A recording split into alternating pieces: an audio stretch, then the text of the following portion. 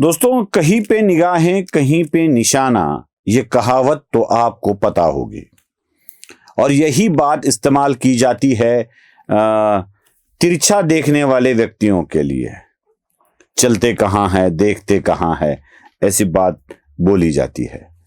मैं उन शारीरिक व्यंगों पर तो कोई टिप्पणी नहीं करना चाहूंगा, लेकिन जिनके शारीरिक व्यंग नहीं होते हैं और मानसिक दृष्टि से व्यंग जिनके मन में भरा होता है, वो ऐसी ही चीज करते हैं। कहीं पे निगाहें कहीं पे निशाना।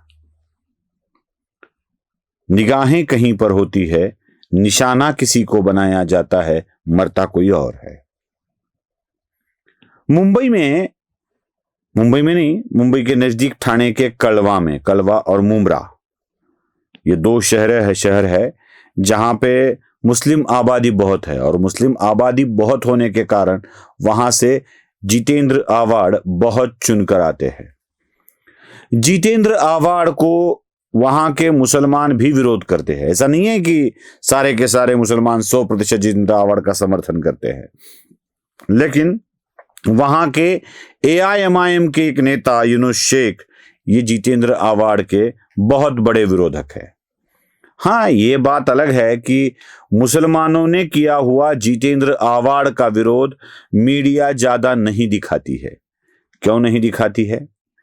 क्योंकि मीडिया को जितेंद्र आवाड़ से बड़ा लगाव है, बड़ा प्यार उमड़ आता है जितेंद्र आवाड़ पे। इसलिए वे लाभार्थी कभी भी ऐसे लाभार्थी जितेंद्र आवाड़ के खिलाफ नहीं बोलते हैं या उनको हानि पहुंचे ऐसी बात नहीं करते हैं। इसलिए किसी भी मुसलमान के द्वारा की गई आलोचना दिखाई नहीं दिया जाती है, बताई नहीं जाती है, उसकी खबर नहीं बनती है। लेकिन यूनुस AIMIM के नेता जितेंद्र आवाड़ के लिए बद्दी भाषा का इस्तेमाल करके बोलते हैं। वो जितेंद्र आवाड़ को एक नाम भी देते हैं, जे वाला। जितेंद्र आवाड़ के लिए वो किस भाषा का प्रयोग करते हैं वह पहले दिखाता हूं। क्या बोलते ना, ये लांडिया ने तेरे को पहल पढ़ने लगाया था कि नहीं? लगाया था कि नहीं? उसकी दुश्मनी निकाला। अरे मर्द का बच्चा होता तो इसको वोट देंगे हमारे। यार इधर खींच के बता, कुत्ता बना के मारेंगे। समझा? ये जरा मत काम की बात बताना। बोलता है मैं टिकट नहीं दे सकता हूँ, मेरे पास निधि नहीं है। तो क्या ताली बजाने के लिए आया इधर? ताली बजाने के लिए आया? अरे वो तो मैं तेको छोड़ा इतने दिन, तो वाकिफ ने हम लोग बहुत खतरनाक खानदान के लोग हैं। जिस दिन खोपड़ी घूमेगी ना, एंट्री बंद करा दूंगा मुमरा के अंदर, याद रख। देखा? उसके बाद वो जे ऐसा कुछ तो कहते हैं, वो भी दिखाता हूं और वही जे का मतलब आपको समझा देंगे। सुन लीजिए। आज जितेंद्र को मैं यहाँ पे एक नाम दूंगा। मैं तेरा 23 साल पुराना दोस्त हूं और ये नाम तेरे मरने के बाद मशान घाट तक तेरे साथ जाएगा। और मैं आप लोगों से मेरी गुजारिश है कि आज के बाद इसको कोई जितेंद्र अवार्ड नहीं बोलेगा। इसका नया नाम है जे। पूछेंगे नहीं क्या जे? क्या जे? झूठा जितेंद्र। सुना? झूठा जितेंद्र, यही इसका आधार है। अब झूठा जितेंद्र है तो ये झूठ क्या है और कहीं पे निगाहें कहीं पे निशाना क्या है? जितेंद्र आवाड़ यूनुस को सामने करके शायद उद्धव ठाकरे को ही टारगेट करना चाहते हैं। मैं आपसे कुछ सवाल करता हूं, उसके जवाब मन ही मन में दीजिए, क्योंकि उद्धव ठाकरे की तरह यही बात हो रही है। आप तो मुझे सुन सकते हैं लेकिन मैं आपको सुन नहीं सकता ना। वो लाइव में बोलते हैं ना, फेसबुक वाले लाइव में, फेसबुक का यही एक प्रॉब्लम है कि आप मुझे सुन सकते हो लेकिन मैं आपको सुन नहीं सकता। वैसे मन ही मन में आप जवाब दीजिए, मुंबई में शेर किसे कहा जाता है? मुंबई का शेर कौन? वो जानते हैं ना आप? वो घोषणाएं भी दी जाती है, आला रे आला, वाघ आला, मुंबईचा वाघ आला, महाराष्ट्राचा वाघ आला। तो मुंबई और महाराष्ट्र में अगर शेर किसी को कहा जाता है, महाराष्ट्र का बाघ किसी को कहा जाता है, तो वो है ठाकरे परिवार।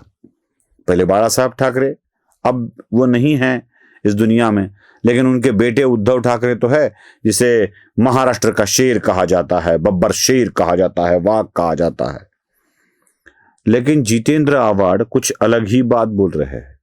यूनुस को टारगेट करके शेर, कुत्ते को भी शेर कहा जाता है ये बोल रहे हैं, और खुद को शेर का शिकारी मानते हैं। जरा वो देख लीजिए। अभी नई घोषणा है, क्योंकि आजकल कुत्ते को भी शेर कहा जाता है।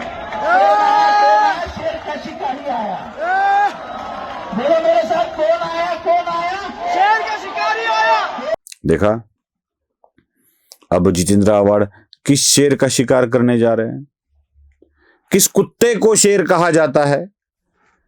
क्या एमआईएम वाले नेता को वो कुत्ता कह रहे हैं और उसको शेर की उपाधि दी जा रही है, ऐसा कह रहे हैं?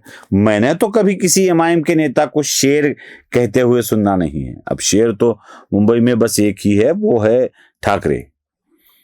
अब ठाकरे को शेर कहा जाता है, इसका गुस्सा आवाड़ के मन में है और उसी का शिकार करने शायद आवाड़ को भेजा गया है। वही तो हुआ ना, उसी के कारण तो ये सारे कांड हुए।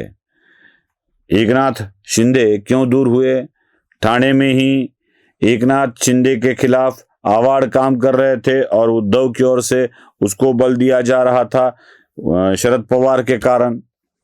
तो एकनाथ शिंदे ने यह समझ लिया कि भाई इसके साथ रहोगे तो खत्म हो जाओगे, इससे बेटर है दूर निकल जाओ।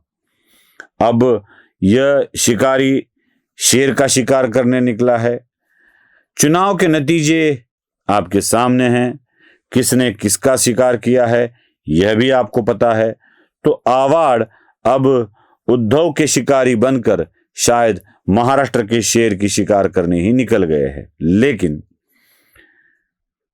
सीधा उद्धव को नहीं बोल सकते, इसलिए वो यूनुस के आड़ से इनके ऊपर शायद वार कर रहे हैं। नमस्ते। धर्म जागृतीचा विधायक बुरुज न्यूज।